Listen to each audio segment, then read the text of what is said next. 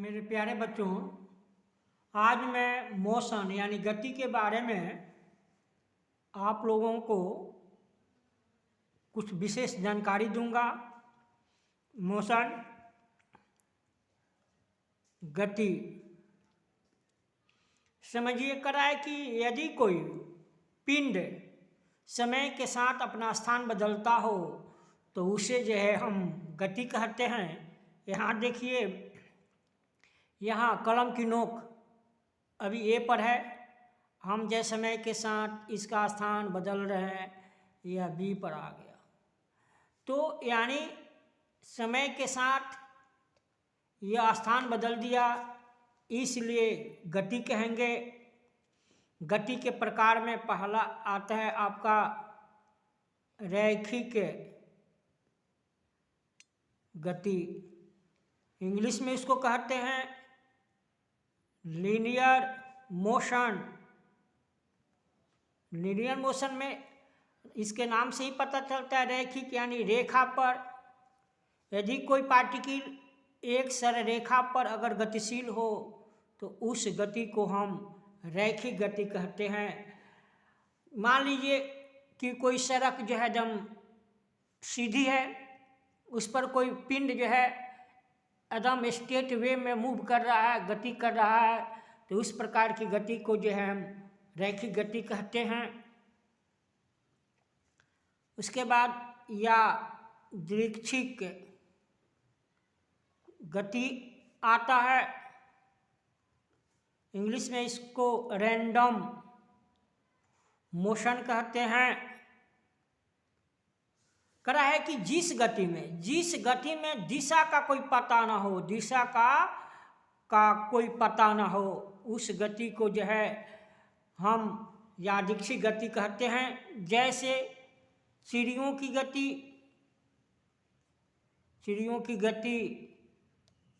तो कह रहा है कि चिड़िया उड़ती तो है जरूर, लेकिन वह किस दिशा में जाएगी उसके दिशा का पता नहीं चल पाता है। इस प्रकार की गति को हम यादृच्छिक गति कहते हैं। कोई फुटबॉलर गेंद लेकर दौड़ रहा है तो वह किस दिशा में जाएगा यह भी पहले से पता नहीं चल पाता है। इस गति को जो है यादृच्छिक गति कहते हैं। उसके बाद आता है आपका वृत्तीय गति, इंग्लिश में इसको सर्कुलर मोशन कहते हैं। कह रहा है कि यदि कोई पिंड किसी वृत्ताकार पथ पर गतिशील हो तो उस गति को जो है हम वृत्तीय गति कहते हैं। जैसे मान लीजिए सूर्य के चारों ओर पृथ्वी की गति, फिर कह रहा है कि पृथ्वी के चारों तरफ चंद्रमा की गति, ये सभी गति जो है वृत्तीय गति के उदाहरण है। पृथ्वी जो है सूर्य के चारों तरफ परिक्रमा करता है, पृथ्वी के चारों तरफ चंद्रमा परिक्रमा करता है। इस प्रकार की गति को हम वृत्तीय गति कहते हैं। उसके बाद आइए दोलनी गति। इस गति में कोई पिंड जो है एक पथ पर बार बार आता और जाता है। इस प्रकार की गति को जो है हम दोलनी गति कहते हैं। घड़ी के पेंडुलम जो है इस प्रकार का गति करता है, आया फिर गया, आया गया। इस प्रकार की गति को हम दोलनी गति कहते हैं। आवृत्ति गति, जिसे जो है पीरियोडिक मोशन कहा जाता है, पीरियोडिक मोशन भी एक प्रकार का दोलनी गति ही है। इस गति में कोई पिंड जो है एक निश्चित समय अंतराल पर किसी पथ पर आता और जाता है, यानी एक समय अंतराल होता है, उस समय अंतराल पर किसी पथ पर जाएगा, पुनः उस पथ पर वापस आता है। इस प्रकार की गति को जो है हम आवृत्ति गति कहते हैं। मोशन के अंतर्गत हम जो है दूरी को जानते हैं, डिस्टेंस को कहा जाता है कि पथ की लंबाई को हम दूरी कहते हैं। कोई पथ जितना लंबा होता है वह उसकी दूरी कहलाती है। दूरी के बाद अब आता है आपका चाल हम जानेंगे। स्पीड कहा जाता है कि चाल बराबर दूरी बटा समय होता है। इसी फॉर्मूले से हम चाल को परिभाषित भी कर सकते हैं। किसी भी दिशा में एकांक समय में तय की गई दूरी को हम चाल कहते हैं। चाल एक अदिश राशि है। इसका एसआई मात्रक मीटर प्रति सेकेंड है। अब आता है दूरी के बाद विस्थापन को समझो।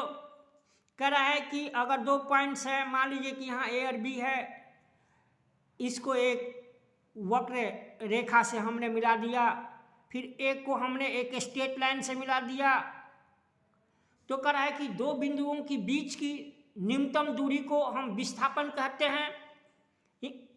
और इसको ऐसे भी हम परिभाषित करते हैं, directed line segment is called displacement. विस्थापन एक सदिश राशि है। इसका एसआई मात्रक जो है इसका मीटर होता है, जिसको एम से डिनोट किया जाता है। वेग वेलोसिटी अब यहाँ जानेंगे। कहा जाता है कि वेलोसिटी बराबर डिस्प्लेसमेंट अपन टाइम होता है, विस्थापन बटा समय होता है। यानी विस्थापन परिवर्तन की दर को हम वेग कहते हैं, या एकांक समय में निश्चित दिशा में तय की गई दूरी को हम वेग कहते हैं। वेग एक सदिश राशि है। इसका एसआई मात्रक मीटर प्रति सेकेंड है।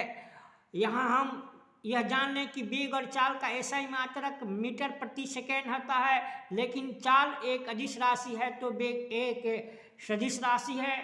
चाल में सिर्फ दूरी होता है, लेकिन वेग में निश्चित दिशा और दूरी दोनों होती है।